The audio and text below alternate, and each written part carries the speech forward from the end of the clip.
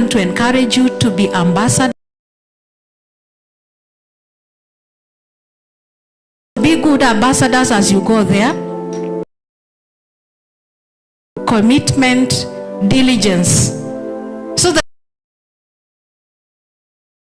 they think about us as people who are hardworking, people who are trustworthy, and when more go there, they are well. Our youth, let us continue.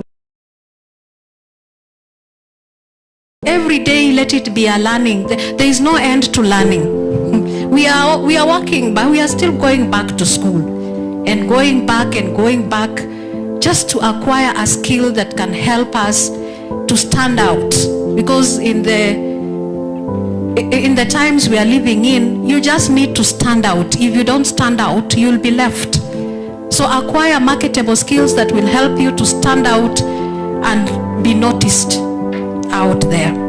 Be of good character, because character is what will elevate you further than the skills you have acquired. For the 3 days that you will be here, make the most out of the knowledge that will be passed down to you. I wish you a good stay. For those, I wish you all the best. Thank you.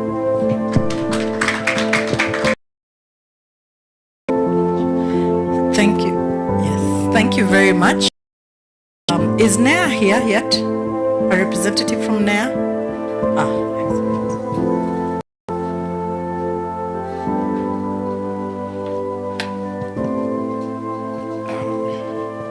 Principal, TTI Belgut, Ambassador Helen, and leaders present here.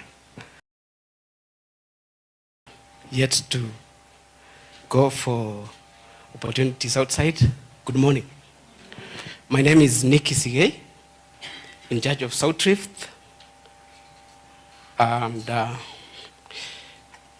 want to just make a brief presentation, just something I need to tell all these people. And NEA is mandated to make sure that you use the right channels. And the right channels are these agencies who are here. And as a job seeker or labor migrant who is going outside, make sure you check the license for that agency. If it is not valid, please. We have so many cases, so we don't want to be in trouble again. So, and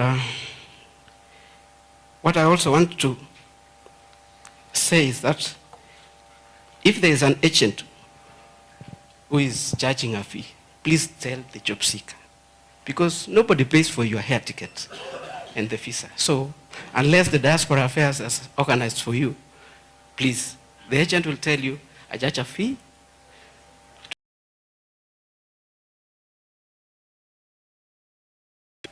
We have 2 officers from Kericho office, Ivy and Kemboy. Can you applying for a job? Make sure you pass their desk. We have sent so many people outside the country. You'll make a presentation. And people, but we can't just never looking at each other. Sindio, in the open. Sindio. I started by saying that there are those who will tell you to give 50,000 amount of money. Don't tazani makaratasi zako ndio zitakukubali. Oh, there she is. Please tazani makaratasi zako ndio zitakukubali. Oh, there she is. Please come and sit at the front. Please come and sit at the front here where we can see you. Shio, hapo tumeelewana? Tumeelewana? Hizo makazi hata hujamaliza form 4. Kwanza wale wajamaliza form 4 tafadhali. Kwanza wale wajamaliza form 4 tafadhali. Malize hiyo diploma. Tunaelewana? I am being very clear. Utachuna, tunaelewana? Naongea na Kiswahili ndio wale. We are the ones that bring back people wamechizi. Jua mtachukua contact zetu, mtauliza NEA wako hapa, my brother from NEA wako hapa.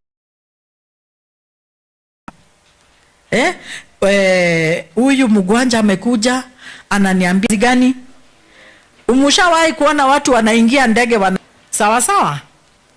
Tumeelewana? Msiogope, kama kuna swali uliza saa hii. Mtu ako na swali? My first degree was in teaching. So I am also a teacher. I can ask questions.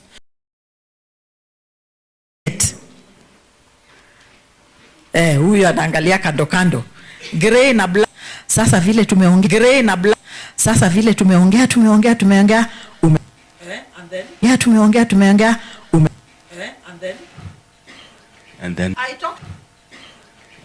talked about the contact. Yes, also the contact. About the contact. Yes, also the contacts. Yes. Wewe tu. Ongea. What did you understand from what we have said? Hapo kwa pesa hukushika. Hapo kwa pesa hukushika. Mshahara yako ingine kidogo itakuwa inarudishwa kwa youth fund. Program. Wanafanya na youth fund kupeana hiyo pesa. Hao wamefanya kazi, wamenunua ng'ombe yao. Sasa leo hii wazi jua ikiwaka. Kwanza tafadhali huyo mwenzetu kutoka pia usiambie serikali nataka pesa yako. Uambie chief naenda pali fulani nibariki, naenda mali fulani hii ndio wapi. Sawa. Tuache hiyo mashida ya watu going to social media. Niko rush. Ulidanganya waje na ulisign contract? Ulidanganywa waje? Si nyinyi wote mko na smartphone? Halo. Kuna vitu vingi unaweza kufanya na hiyo simu. Tuongee wazi. Lazima umalize small tete-a-tete as we were waiting for you. To Belgut TTI and the team from the ministry, that is the State Department of Diaspora, Cabinet Prime Secretary, Ministry of Foreign Affairs and Diaspora Affairs. But this is being spearheaded by Diaspora Affairs. Karibuni sana to Belgut Hall. I know we are honored the ambassador. And most of our students are not on session. We have to recall consumers of this information. All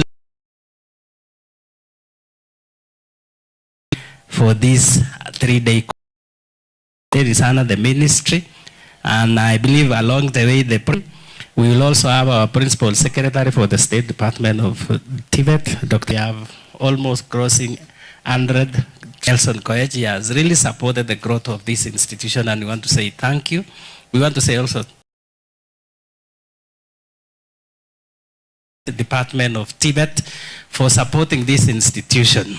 The trainees to join us during this session, because this is very important. We think outside the box. We have been, let us do it right. That is why we are to request us on what exactly should we do. So opportunities, 700 of them are hanging, but there are a lot of opportunities outside there. We have realized there's a lot of opportunities. Have a lot of people. Our population, or their population is there. We have a lot of youths, or quite a number of people young, and people who are elderly, and there are very few people who are what? This elderly needs a lot of support, and we realize there are a lot of job opportunities, especially in Europe. But one of the major hindering factors is the language. You want to go there, but you cannot communicate. So as part of skills improvement, we decided as an institution to construct a digital app. We are working closely with Samsung, and we are starting to train German from January next year. And we encourage everyone to learn that language of German. We'll introduce others like Chinese, French, but we want to start with the German language. And because there are a lot of opportunities. So we are starting with A1, A2, and then we'll also progress to P1, P2. A1, A2, P1, P2, you are now called a little bit further. Most of the nurses, for you to be placed in all these other jobs, especially the basic, especially the TVET or the skill jobs, they need only A1 and A2. And as an institution, we say we are doing the hardware. We'll come back with proposal to the ministry to request if you can support language. It is not late to learn that language. It is not late, because language, it will create, you become more marketable there. Take for example, we have introduced a course called health system support or nurse aid in some other places. There are a lot of opportunities for health system support in Europe because we have very many elderly people. But you cannot go there if you cannot communicate. Maybe they want food, they want what, they want to be taken to hospital, and you cannot communicate. That means you will not get that opportunity. And we have a number of our young people. Currently, we have students, almost 50, that we have started. We want to take it to around 200, and we want to make them mandatory to do the language, so that we have a concerted effort to for labor migration. And that is thinking outside the box. There are a lot of opportunities. It's only that we need to do something, because I think Ambassador says, when you are going there, you must know where you are going. And don't just wake up one morning and say you want to go to Dubai. To do what? You don't know where you are going, and you don't know what you are going to do. But you can wake up one morning and say, I want to go to Germany. And you know what you are going to do. At the same time, you know how to speak German. If you come here and you cannot communicate, or if you go a place whereby you cannot communicate, it will give you a lot of challenge. I remember I was at some time in Sweden, and the communication was a problem. The communication was what? A problem. You want something, but you cannot communicate. But what we are saying, what will stop you from learning that language so that you can easily communicate when you are there? I'm not talking about language alone. I think that is what I wanted to say.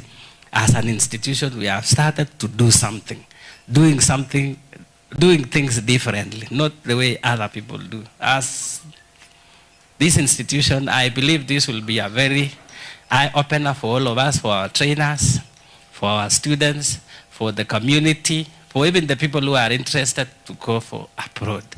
Kindly be available and listen. Be available and do what?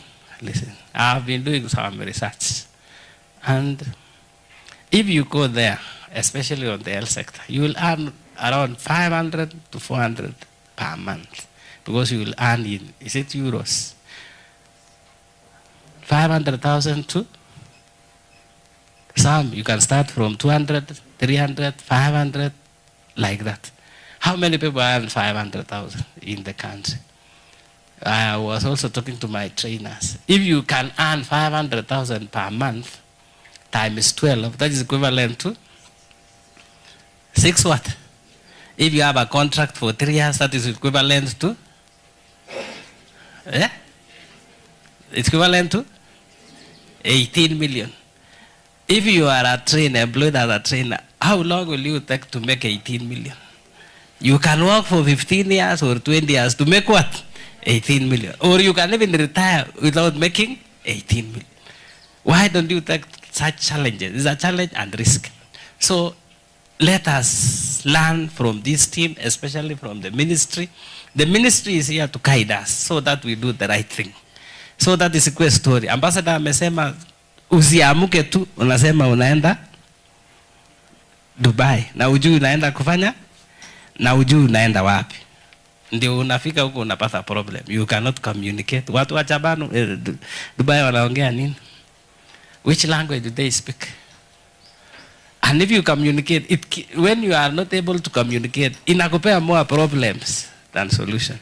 We have our first batch of students doing healthcare support system, and the curriculum was developed by the ministry. You can stand. We have recalled some few from holiday, and we want to make sure our watu wote wameenda German at some point. So mnaona wako ready, wamekuja juzi, and we are constructing a language lab for them, so that as they do that healthcare support, they also do German. And if they can progress all the way up to B1, they will have more opportunities. So we are preparing ourselves for that job market. Tumeangalia sana. Now, there is local and there is also foreign. I don't want to say much. I want to say, Ambassador, tunashukuru sana. I believe all of you will be here throughout the session. And I hope you can do another session for us, especially when we have our students on session. Because we were caught mulipata kwa na surprise. Unajua sasa unapata kila mtu wako nyumbani, unaambia rudi kuna conference. Rudi kuna nini? I was a lot because nilikuwa napiga simu naambia walimu lazima mkuje wapi? Lazima mkuje shule na mkuje na wanafunzi. Because it's very difficult to recall our students because they come from all over the country. We had met students from all over, some from Kambani, some from Mombasa, some from Kisumu. Na naturally, kutoa mtu kutoka nyumbani kukuja kwa conference si rahisi, ni kazi ngumu sana. But all in all, at least we have managed. We have diploma. Most of the students cleared their exams last week. It's good also that you take your time to listen to this team. And I know you will take home something. You can be in a position to advise your brother, your sister on the opportunities that exist abroad. Sana sana watu wakisema hii maneno ya foreign ama kasi maju, naona kama si kweli. Especially on our region. This is our first conference to be done here in the region. I think South Rift. Tuko nyuma kidogo, lakini coming up very fast, and I believe these people will be in a position to learn something and will be at par with other people in the country. So, karibuni sana, I don't want to say a lot. Na tumesema asante by bringing this conference here. This is one of the youngest TVET. Kama mmefikiria kabisa mpaka mkasema mtakuja Belgut, which is one of the youngest TVET, tunasema asante. Na tunakaribisha nyinyi sasa when we have our students on session. Probably in January, so that the student can listen to you, because this information is very important to them. I want to do a simple introduction to my team. We have the deputy principals. If you are around, the HODs, you can come and then, so that people know you and you are part of this exercise, you make sure it has become a success story. If you are around the deputy principals, you can come over. Beta kwa hapi and the HODs mnaweza kuja. Nimepatia task to make sure watu wenye wanamaliza exam wakuja. But you can come the HODs mfanye introduction. Mbio mbio. This institution, the security. The HODs mkuje mbio so that we save time.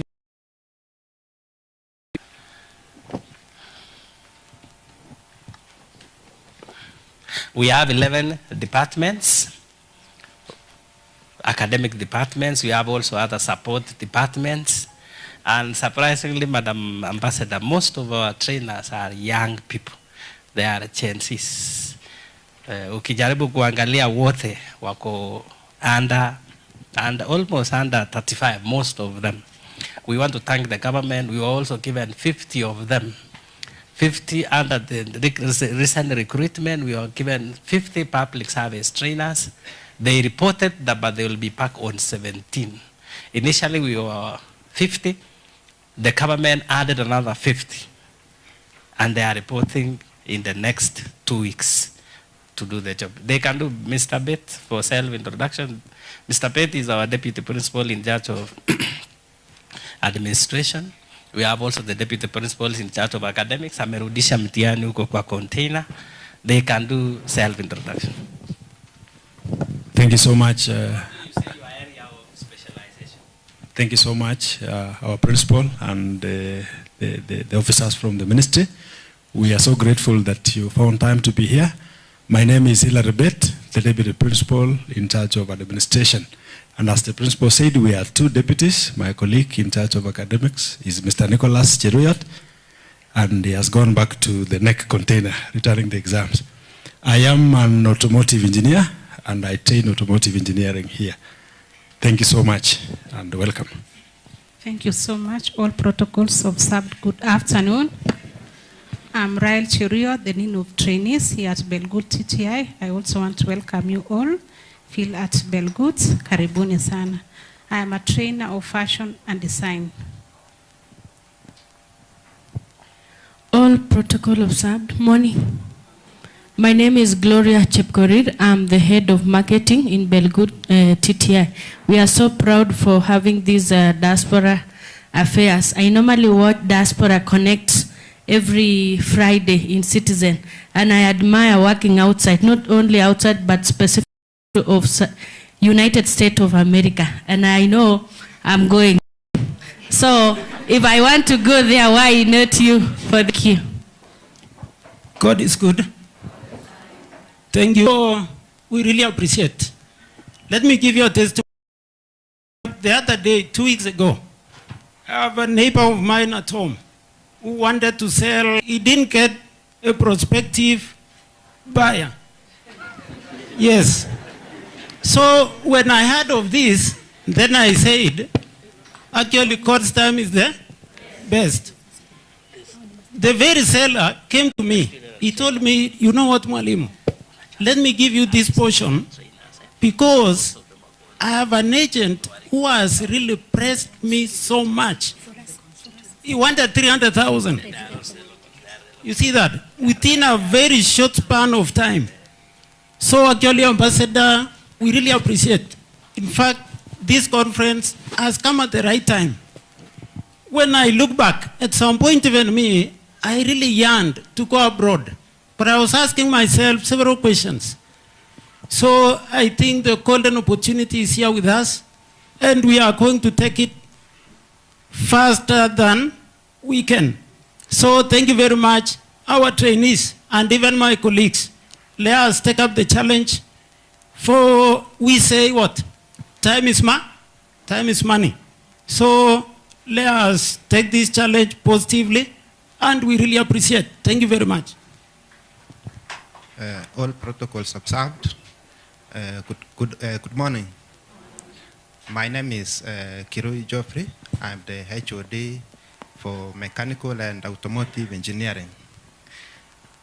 We thank you so much for attending this event. I've never attended an event like this one. It looks I'm going to benefit more. I'm very willing to get more information from these people because these are rare chance. For the students who have come, whatever you will learn, let us give that information to those who have not managed to come. In that way, we will benefit those other people who in one way or another may not have had time to come. I wish every one of you, and I wish that more people will join. The way they have talked, I'm very much encouraged. I'm just wishing we had a very big compound full of people to get the information from these people.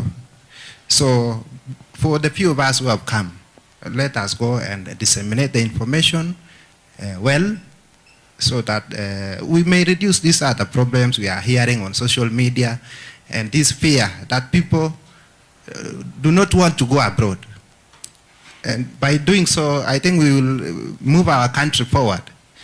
Thank you so much. Feel welcomed. I want to thank my come. I mobilized some. I have seen. Thank you for responding to my message. Thank you so much. God is good.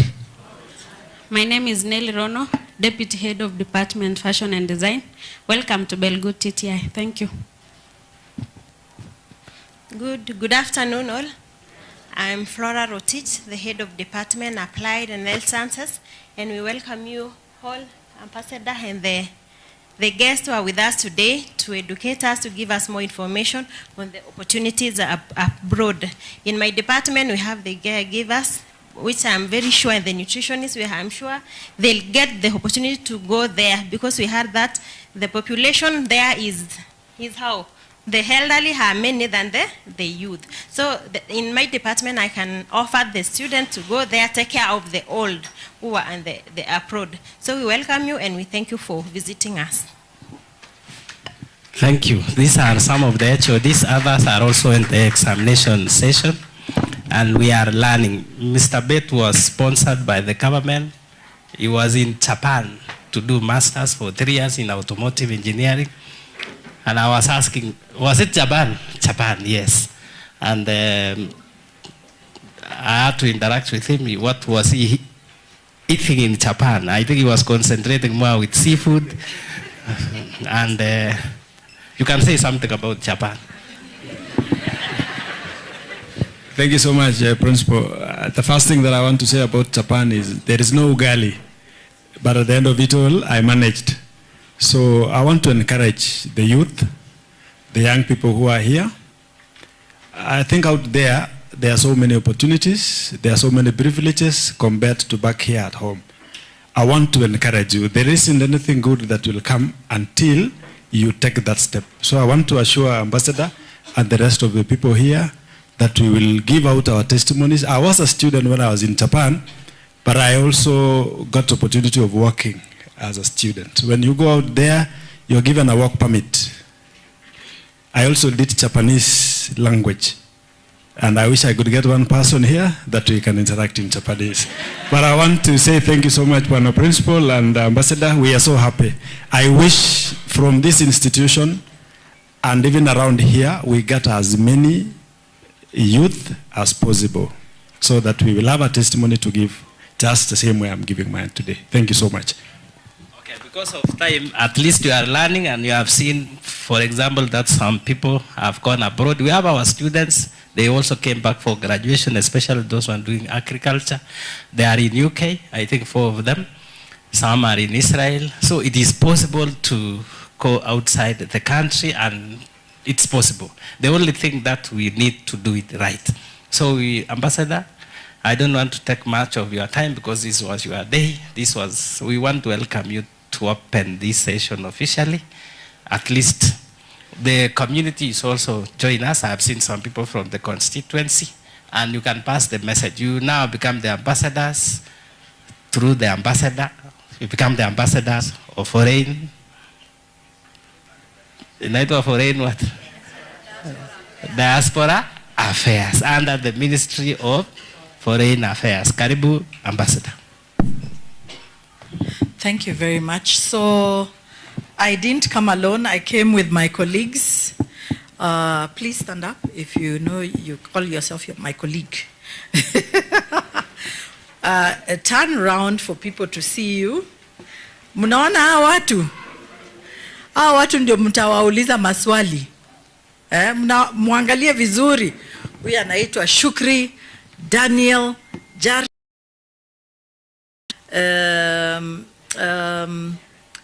Nerea,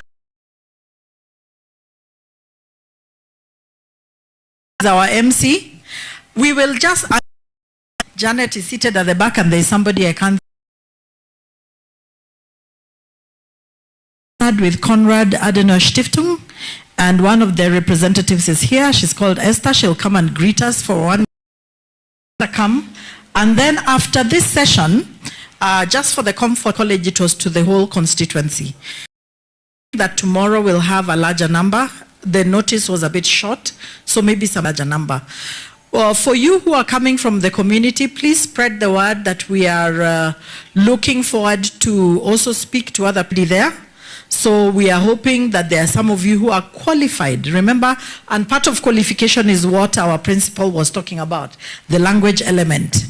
Usiseme unataka kwenda China na uongei Chinese, ama unataka kwenda Germany na uongei Germany, because if that old German lady is telling you, my leg is paining in Germany, how will you respond if you don't know? How will you even know what to give? Or if you are a plumber and she's saying the sink is clogged in Germany, how will you know what the problem is? Ama utatembea nyumba yote ukitafuta plumbing, shida iko wapi? So the language is very, very important as well. Esther, where is Esther?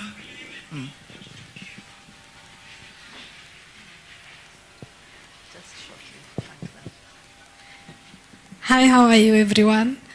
My name is Esther Wambui. I work for Konrad Adenauer Stiftung, and the foundation is happy to to have your back, and thank you so much for coming. I am also happy to be here. Thank you. Thank you so much for people. I'm going to give you 2 minutes. Start with Shukri. Shukri, and possibly any other thing that they might wish to look for. Mimi ni foreign service officer. Sana sana nafanya kazi taniruhusu kidogo, the protection of the rights and promotion of the welfare and interests of Kenyans overseas. How do we do that? In short, kazi yetu kubwa inakuanga Mkenya yote akitoka Kenya avuke boda akiwa na shida yoyote, mtu wao amepotea, Mkenya amepotea, hajui mahali yako, lakini anajua nchi alienda, amepoteza documentation, amekuwa mgonjwa, mtu wao amekufa, ama yeye mwenyewe labda alifariki na mtu wao anataka kureport mwili iweze kurudishwa nyumbani. Mahali like division yenye ina handle hiyo kesi ni welfare and rights. The State Department for Diaspora Affairs, we work closely with all the embassies abroad. We work closely with all the embassies abroad to make sure the Kenyans are protected. Nataka kuambia kila kitu balozi alisema mfanye, nataka kuambia kwa nini ni important. I'll just give you a real case scenario if time allows. For example, utapata Mkenya alienda Saudi na most of them wana sign contract. Badala urudi kwa ofisi ama uende kwa polisi kureport, inamaanisha you're no longer protected by that contract. Instead, your penalties are accruing. You're not protected.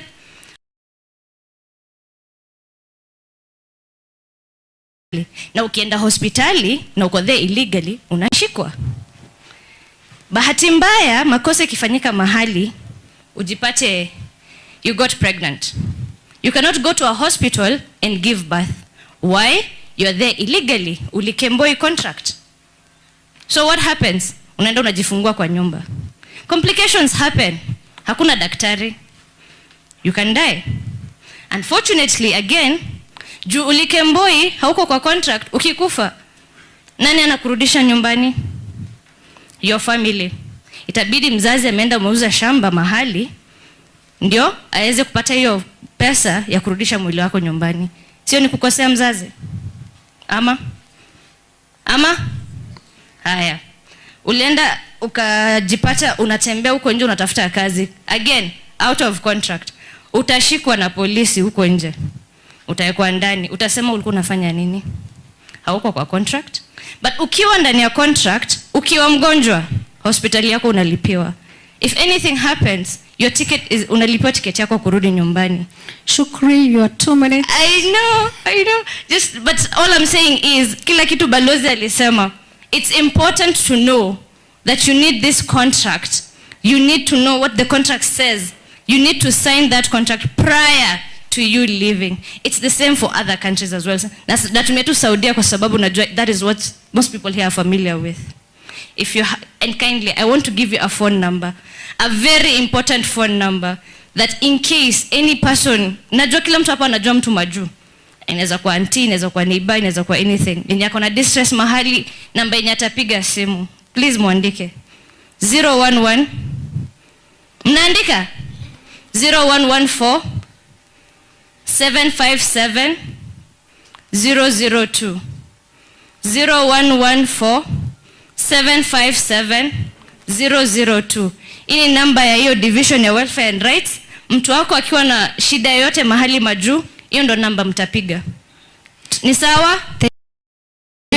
You can talk to us. Thank you so much for that.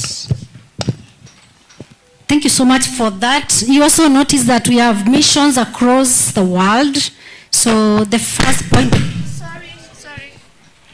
The first point of contact is our missions abroad. Before you travel to any country, please check where is the nearest mission. Which country covers this one? Sawa sawa.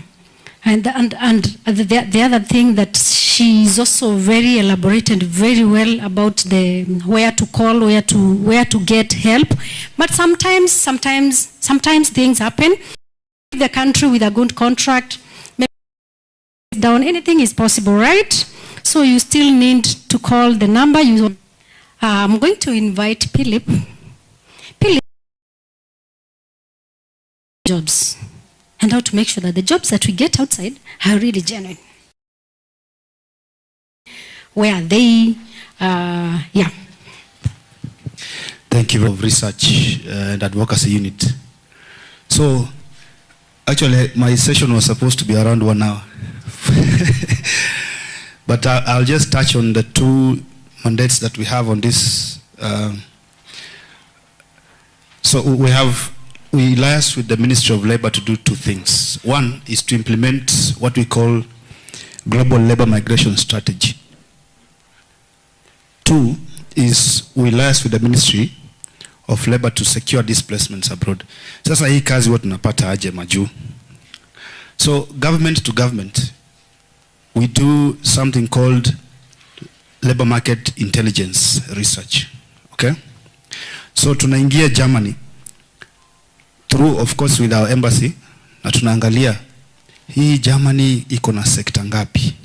Tunaona iko na hospitality, engineering, trades ni kama hizo plumbing, nini, healthcare and so on.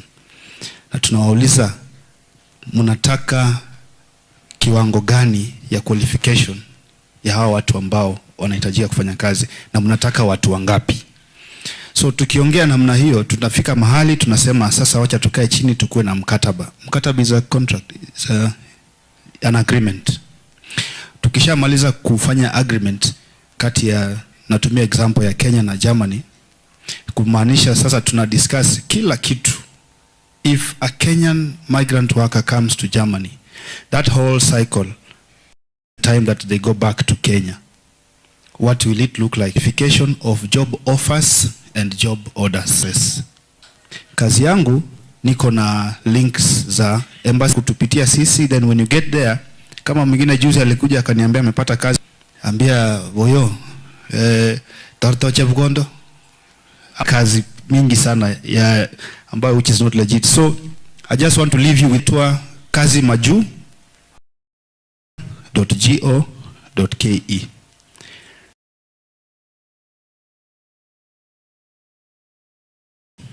.ke. So what do you do with that email? No, but it was not. I'm going to give the last one person, Mitch. I'm looking for a job. Where do I start? How do I make sure that even genuine ones are also out there?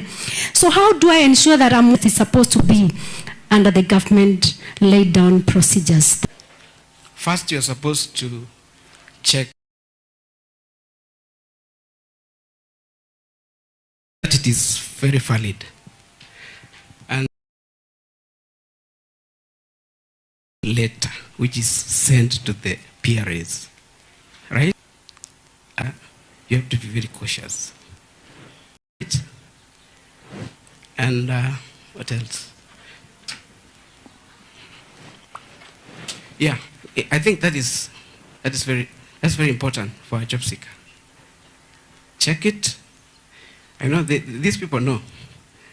Yes, they know that they have the demand. We call it demand letters. It's posted in the NEA website. You can check. Any other thing, madam? Yes, please. What is NEA website? How do I check it? NEA. So possibly you could tell us. You know what is NEA? Maybe you can tell me how do I get it? So what is NEA? You go to neaims.co.ke,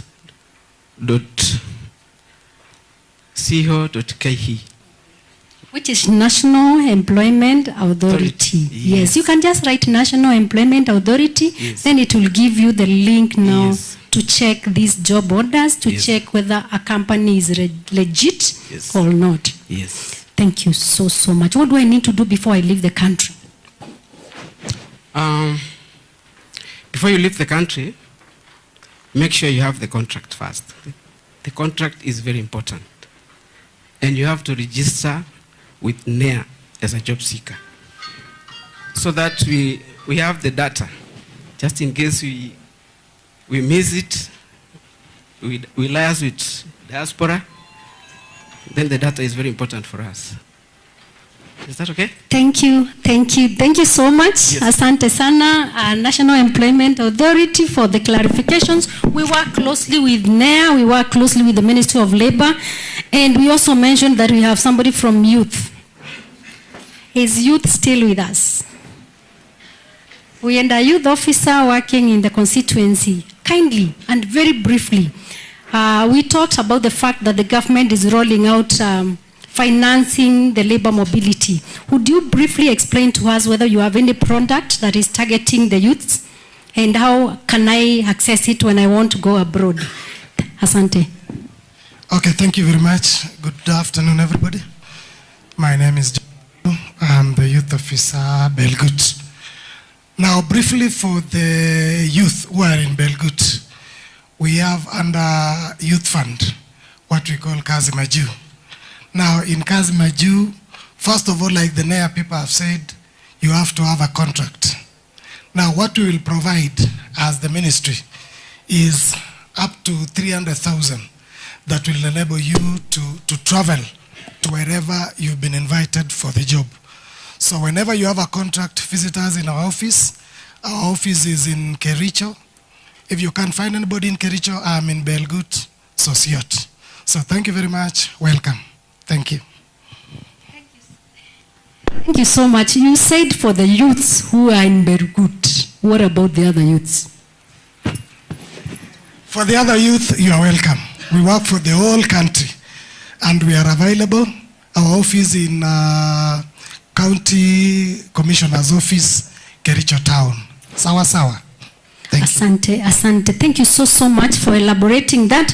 So you've heard that we have financing from the government that is targeting the youth. We also have funding under MSC, that is micro, small, all that. So they also have funding. We also have so many banks that are coming on board. Actually, I think as it now, you can approach any bank and ask them whether they are offering migration loans. Lastly, Balozi and the principal and DCC and all protocol observed, I would really want to welcome one PRA just to tell us what area have we not tackled. Remember, you are taking these people out of the country. You are taking these people out of the country.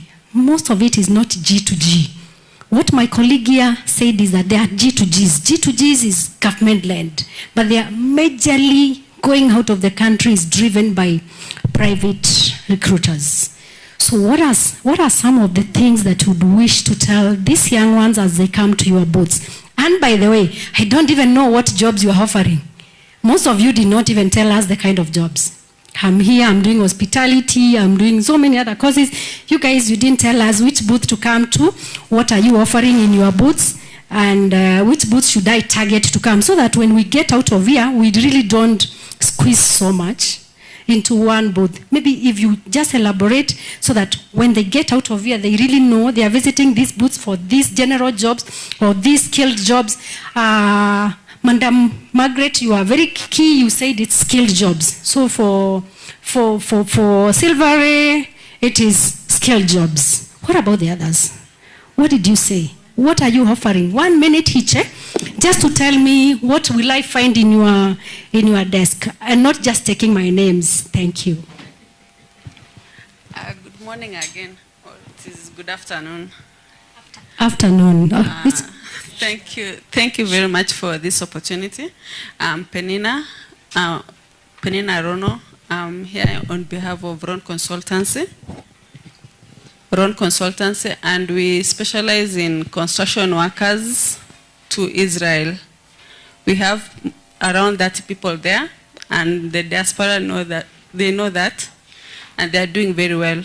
Israel is very safe, but our people are very scared. Thank you. When you say construction workers, do you mean plumbers, do you need masons, or do you need laborers? Plumbers, masons, steel fixers, tile fixers, plasterers, heavy machinery guys, all those, anything to do with construction, just come to our tent. And our office is in Kericho town, Bethany building, 3rd floor. Just look for us. Your name again?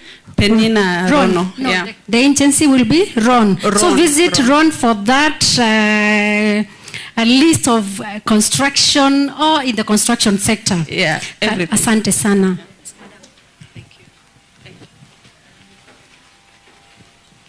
Good afternoon, everyone. My name is Grace Minor. Our agency is Homebound Agencies Limited. The current jobs which are listed on NEA, IMIS, is jobs to Europe in a country called Bulgaria, and we are specializing on hospitality.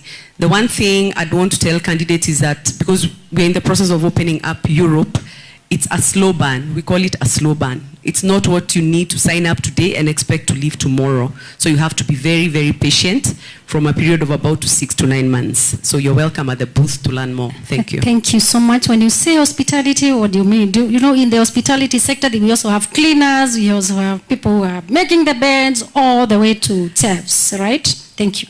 Actually, for Bulgaria, because it's a tourist country, so our specialty is hotels, and it cuts across from cleaners, kitchen assistants, to cooks, to housekeeping. So it cuts across the entire sector of hospitality in hotels, not catering companies, hotels specifically. Asante. And your company again? Homebound Agencies. We are based in Nairobi on Gong Road. Thank you so much. Yeah. My name is Benjamin. I want to introduce myself again. My agency is called Shenet Agency. We are here specifically for jobs in Qatar and Dubai. And I want to just give some brief encouragement to the people who are here today. I am a testimony that I was once seated somewhere like you here, going abroad to work. I have worked in Qatar for 15 years. I went as an accountant. After 8 years, I left. I went to do what I'm doing today. Okay? So I can encourage you that when you start to go abroad, yeah, this can just be a stepping stone. When you reach there, you open up. Okay? So today, specifically, we are here to recruit drivers, the valet parking drivers for Qatar. And we have nurses for Qatar. We have delivery, that is boda in Kenya, right? And then we have in Dubai, we have construction, or what we call scaffolded helpers in Dubai. So when we go out there, we can give you more chances. And also in Qatar, we are also taking hospitality, waiters, waitresses, kitchen helpers, all those categories in hospitality. Thank you so much. Asante sana. So Benjamin is our Qatar. So when there's a diaspora now, at 2. Asante Benjamin.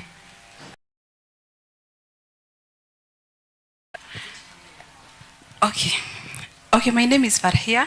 I'm director of Yumna Investment Company. Okay, my name is Farhia Ali. I'm director of Yumna Investment Company. We are located in Nairobi, opposite Central Police Station. Jobs that we currently have is in Russia. Najua mkisikia Russia, na military. But for us, tunaona success because since 2025, tumepeleka young people to Russia as butchers. Yes, butchers wanyama wanakatakata nyama, and warehouse workers. Yes. Okay, there are jobs in Russia, right? Yes. If you are in doubt, you go to Philip. Tuko pamoja na NEA. Sawa. Okay, hizi jobs za Russia, I know you'll ask yourself, kuna watu kweli wanaenda Russia? Yes, kuna watu wanaenda. Because when you do everything legal through government, kuna kitu inaenda vibaya, everything is. Because since 2025, when those people were taking people to military, as we are taking people to legal jobs. Yes?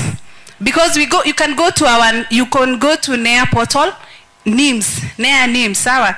Mwende Google, kuna hii kitu mjaelezo kidogo, ta elaborate. Enda kwa Google, andika NEAIMS, hiyo NEAIMS.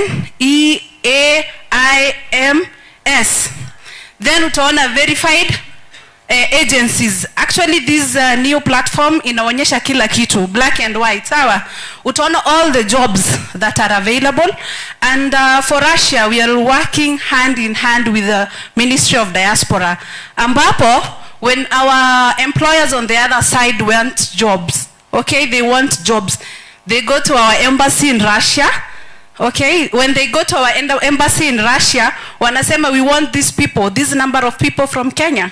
Okay, if other countries are going, si hata si wa Kenya lazima tuende. Yeah, so easy jobs wakiipeleka kwa embassy wanafanya authentication on their side, and then they coordinate with the Ministry of Diaspora. Thank you so much. What jobs in Russia? Okay, jobs are, tuko na jobs nyingi, tuko na hizo butchers, meat processors, we have warehouse, tuko na wasichana pia 18 to 22, whereby they get opportunity to work and study in Russia. Karibuni. Thank you, thank you, Madam Yumna. Visit Yumna to get more information. I've said if in doubt, come to us. Sawa sawa.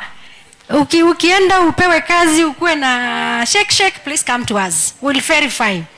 We are also able to call the mission and also verify for you. Please don't be scared. If it's a genuine job offer, please, why not? Please come.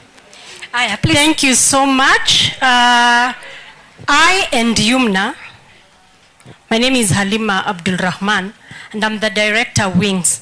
So Wings and Yumna are doing those Russian jobs. And I want to tell you something. Nataka kuwaambia kwamba hii kazi imetoka kule, imeenda kwa balozi wetu ambaye anaketi Moscow.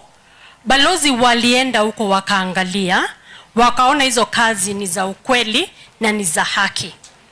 Balozi wale kampuni ya pande ile ikapatiana kitu inaitwa job order, that is manpower request. Hiyo manpower request balozi akaiangalia, akaona ni ya ukweli na akakubaliana naye na akaandika iko sawa. Hiyo barua ikatumwa hapa Kenya kwa State Department of Diaspora ambao sisi tunafanya kazi na wao. So State Department of Diaspora wakaangalia na wakaverify, wakaona hizi kazi ni za ukweli na ni za haki. Wakatupatia barua ambayo wameweka stamp yao. Na mpaka saa hizi wale watoto, vijana na wasichana ambao tumepeleka, we can account of each and every one of them. Leo hii ukiniambia balozi unataka kujua Chebet, Kongato, Abdul ako wapi, nitakwambia ako kwa hii kampuni na ako hii region inaitwa Tambov, ama ako Belgoret, ama ako Primoria. We will be able to tell you people watoto wenyu wako wapi. Na niwaambie kitu moja, msishikwe na woga. Hata baada ya hii kelele yote tulienda hata zaidi kabisa na tukamuona waziri ambaye ni prime cabinet minister.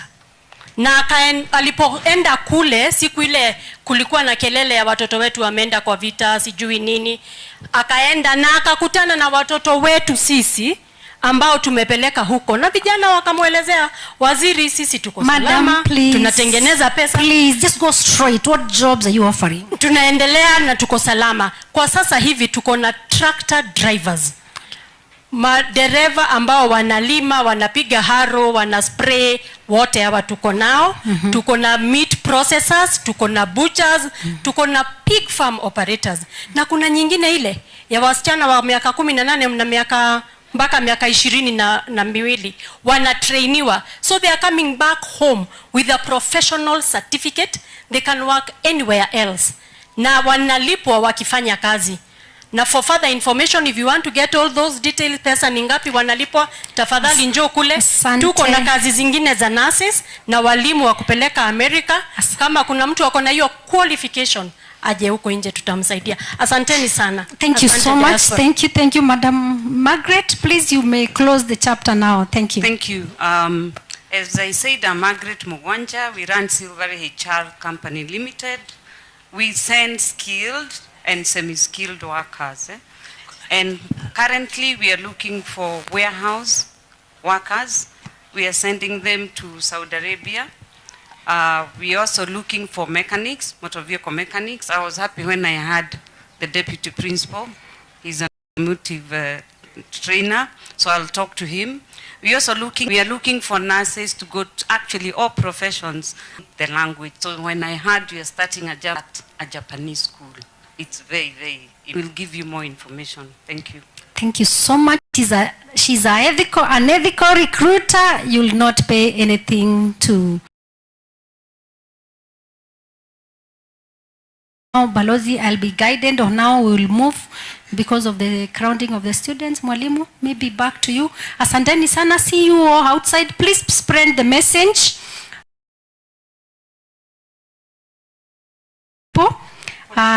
As you heard, some people here want even bike riders. I'm sure most of the bike riders wako kule nje.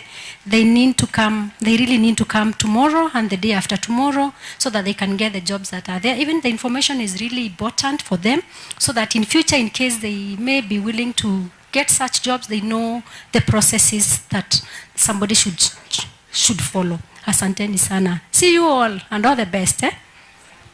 Thank you, our MC, for the day.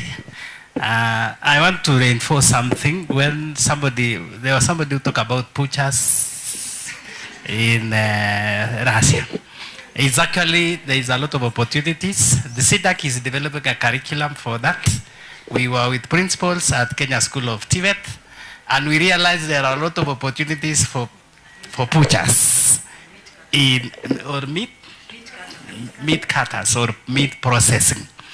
Na niliona Cheriot akicheka sana. It is true, you can go to Russia and we want to encourage, we are going to come up with that curriculum, especially in Belgut TTI. We want to be very practical as much as possible. The program that we are training is, we will be intentional with it. So come January, we want to encourage the locals to come and do a training in what?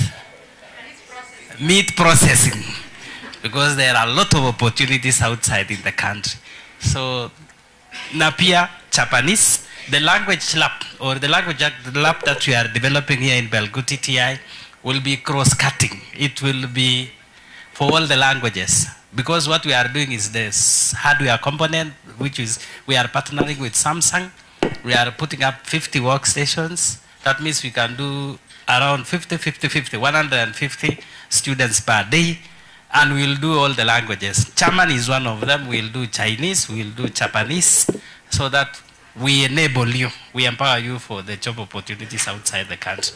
Asanteni sana. Maybe ambassador, nimeona the local, some opinion leaders, some of them they have come. One can say something briefly, because this is Kericho County. This Kericho County edition.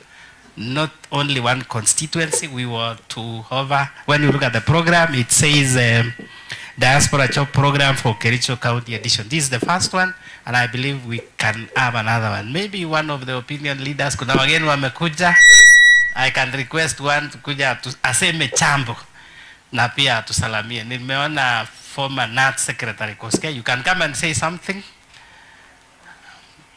From Bomet, kuja tu sema kitu.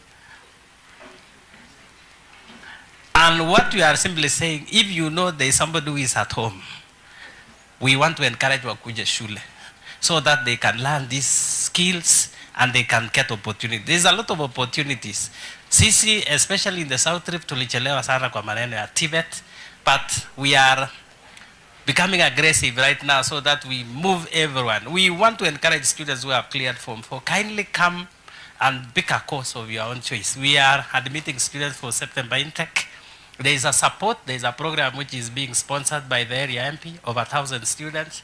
But if we can even cross 1,000 students, we can still give you that chance, because the government has put over 47 billion for Tibet students. It's only that hakuna reason mtu akae nyumbani. Akuja wapi? Shule. Because huwa hatuangalii fee sana hapa Belgut. Yes. Na pia kesho mkuja mapema. and also Saturday. The principal secretaries will be there on Saturdays, 2 of them. The principal secretary for, I've checked in the program for the Diaspora Affairs, will be here on Saturday. Probably she might come even tomorrow. We have the principal Tibet, Dr. Esther Thara, will also be here for this program. So karibuni. Kila mtu amemaliza form 4 akuje. Mumesikia kuna opportunity huko Russia for wasijana wenye wako 18 to 22. Wanaenda huko wanasoma, wanafanya kazi.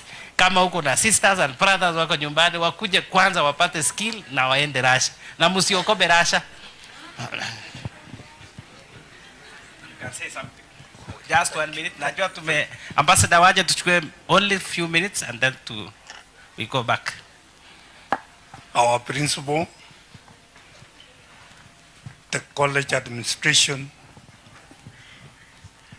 the guests, ladies and gentlemen, hamjambo. Thank you very much, Bwana Principal, for granting me this opportunity. I'm even impressed. I have not seen even your own building here, which has defeated me. I have even nothing to say. This is a wonderful place. I think sometimes in our belief, it may even look better than heaven. So thank you very much for giving me this opportunity. My name is Daniel Koske. I was a teacher. I became the assistant secretary for Chama cha Walimu, which is Kenya National Union of Teachers, for 12 years in the larger Kericho. And then when Bomet was created, I became the secretary for 10 years. And I also became a program officer at the Kenya National Union of Teachers headquarters. So I've been with the Ministry of Education for many years. I was even a member of the County Education Board in Bomet for 6 years. Now I'm impressed here. And I want to tell you, when a principal, I had 2 workers in my own home. And when I came here last time, and then when I interviewed them, I discovered they were from 4 rivers. I sent them to Litein. I think one of them is even here. Eh? When somebody who came very early in the morning from my house to this conference, he must be here. She's fearing the worker. So, in fact, there is one suggestion I wanted to put across. Because of these languages in outside countries, I want to request the principal to create a class for outside languages, like you say Japanese, the German, because we are used to English. When even some of these students speak English, you may mistake born in England, but they were born in Kenya, but they have, the CP group can talk better English than us. Even Kiswahili, me I can. I was in school during colonial days. And you know, those colonialists who were teaching us didn't want us to be taught in Kiswahili. Even one of them even banned Kiswahili books in my former school. Because they wanted us to do English and English literature. So all the guests who came here, we have explained very well. I was not here when you started, but you have told us the best things. Going to campaign to make sure some of our students move to various countries for jobs. And I also want to request that you get me a booklet so that I become your teacher once more in the rural areas. In fact, this is the best TTI college. And I'm sure within 3 years, it will be part of university, Tibet University. If there is one university you want to change in Kenya to be the Tibet, you call me, I'll pray for you, and you start with here. Thank you very much. Thank you, Mr. Koske. Back to the ambassador. Thank you very much. Oh, we have one more opinion leader. Karibu. But just 2 minutes. Yes. Thank you, Ambassador. I'm Edwin Kimeto, a retired high school teacher. I was teaching agriculture, biology, and chemistry. So, because I'm related to agriculture, the main crop, cash crop, in Bomet and in Kericho counties is tea. And we produce a lot of tea. We transport them to warehouses in Mombasa, and they may stay in those warehouses for even 1 year before they are sailed. Can we request the foreign ministry to undertake some humble responsibility of helping the farmers for direct sales of made tea? The other day, the chairman of tea farmers in Muranga was talking, and he said that due to direct sales of their tea, they have monopolized the sale of tea to France, and France pays good price. Tea is taken in most countries in the world. Can we use your ministry to direct to market our tea, tafadhali? And particularly tea from Bomet and Kericho, because we produce a lot of them. Yeah. In Central Province, they have tea farms, but small scale. And what they are paying in Central Province, usually, second payment, the highest was 67, while down here was 20 shillings per kilo. And then again, monthly ones, in Central Province, they pay 30 shillings per kilo. Down here, they pay 26 shillings. It's because they are using direct sales. So people of Kericho, what are you requesting? We request the Department of Foreign Affairs to help us for direct sales. Tafadhali. And I hope the principal, one of the factories is here, give her 100 kilos of made tea. Tafadhali. Asante sana. Aya, nimepata chai mpaka siku ile Mungu atanichukua. 100 kilos of tea nitakunywa chai.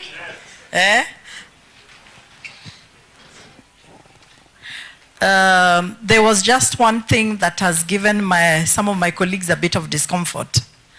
Remember we said you have to verify every job. Si tulisema hivyo? Si tulisema hivyo? And they are legit agents. They have legit jobs. Free job. Tuliwapatia namba, si ndio? Tukawapatia email, si ndio? Haikuwa ya mfano, ilikuwa ni ya... I'm not joking. You verify every job. We have come with the recruitment agents. They are legit. We can say that they have job orders. But for every job, you verify every job. For any job, verify that job. Okay? You verify that job. Not just Russia, in the world. Because we've had issues in all parts of the world, isn't it? Yeah, we've had issues in all parts of the world. So uliandika na mukaandika email. Is there an excuse? Now we'll have more time tomorrow. Now I'm anxious to go and talk to the peer there. So tomorrow you'll have more time. 2 minutes, please. Thank you for coming. Praise the Lord. I'm Judith Kenduywa from Immigration Department. I'm Assistant Director in charge of Kericho office. I think I'm done with 2 minutes. So,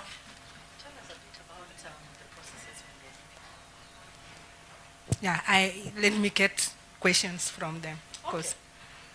Okay. So, Madam, on behalf of the congregation, because of time, maybe you could tell us how to get a passport. I'm maybe looking for jobs. Maybe I might find something in one of the booths, but I don't have a passport. Where do I start? Thank you. Very much. When you are supposed to have a travel document, which is a passport,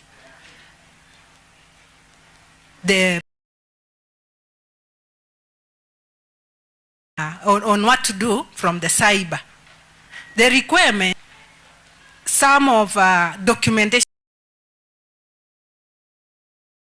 identification. At the moment, you can get it should not be 2 IDs for both parents if you have 2 parents and 50 parents and 50. So that's how you start. And if it down here because we have any other question? Kuja usikize, utaweza kupata information ambayo itaweza kukusaidia. Na pia tutakuwa na officers from Huduma Center. They will be offering several services, ID, birth certificate, whichever. So please let us all converge here tomorrow and gain from these services. Tuko pamoja? Let us spread that information out there. Thank you. Thank you very much. I think with those many and few, we can safely go now to the tents and hear more. And please, my last word is verify. Sawa? Verify. Asanteni sana. You have a question?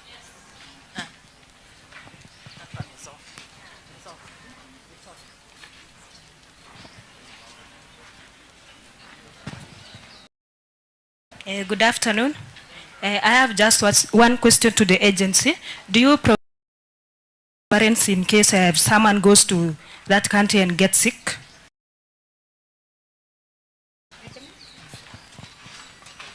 Yeah, thank you for that question. I think it depends mostly on which country you are going. Like if I speak for Qatar, we give what we call medical cover.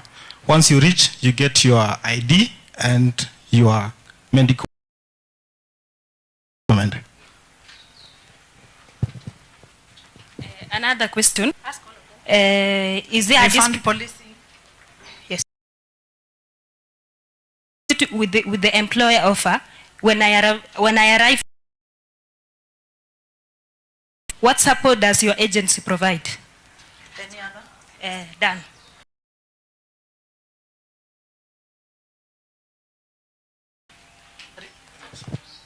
For refund, we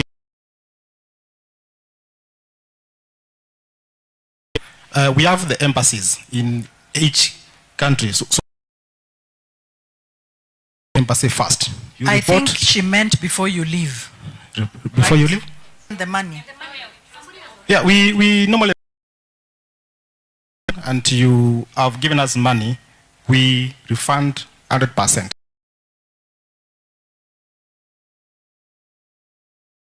Correct? And the second question was, the last question was on?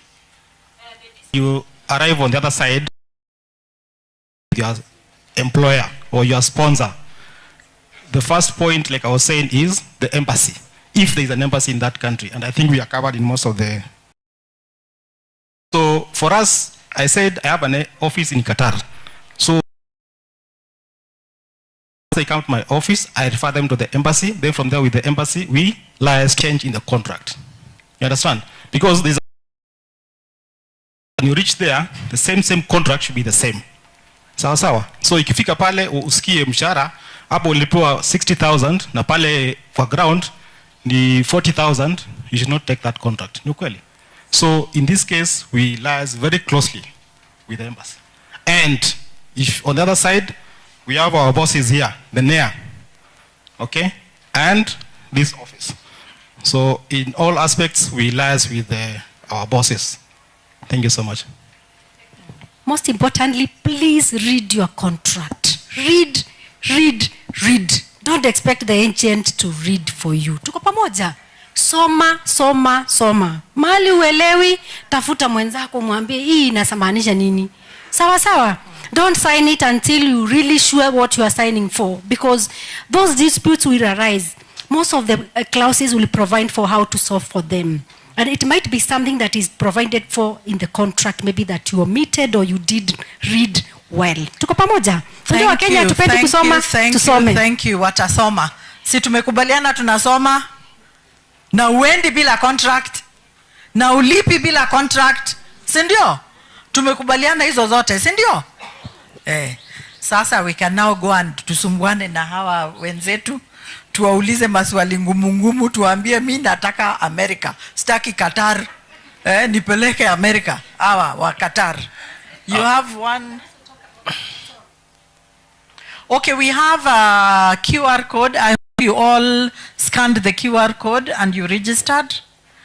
But if you prefer to do it, have the forms for registering. Somebody was having a burning question. There was a lady with a question. Microphone, I get a microphone. Today is the first day. When you go home, said that you go and tell your friend, anyone who knows to come to this session, because this is a very unique session. Kwa urahisi. Make sure you come, all of you, our presentation there. But on Saturday, that will be the climax of the day.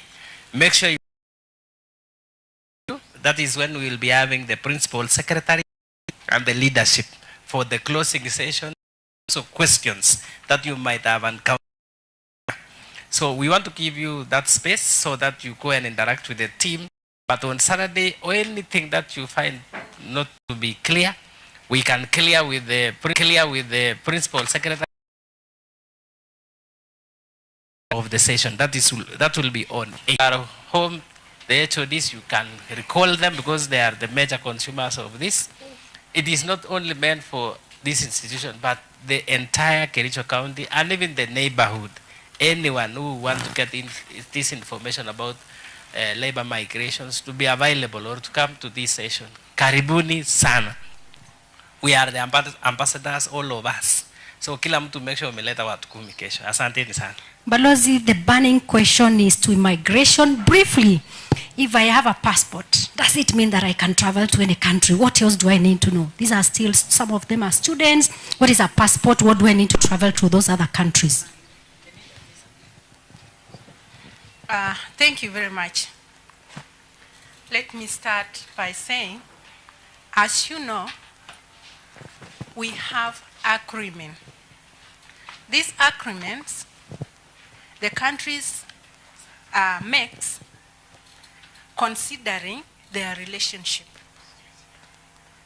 So, some countries, we have some bilateral relationships. And maybe those countries, they don't require us to have visa before we go to their country. The same thing, because it is a reciprocity. We also allow them to enter our country without visa. So when you have passport, it doesn't mean you are free to enter any country. If that country requires you to apply prior to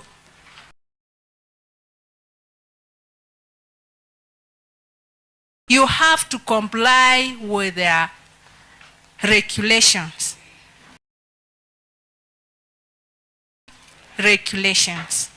So having passport is visit any country. Hope it's clear.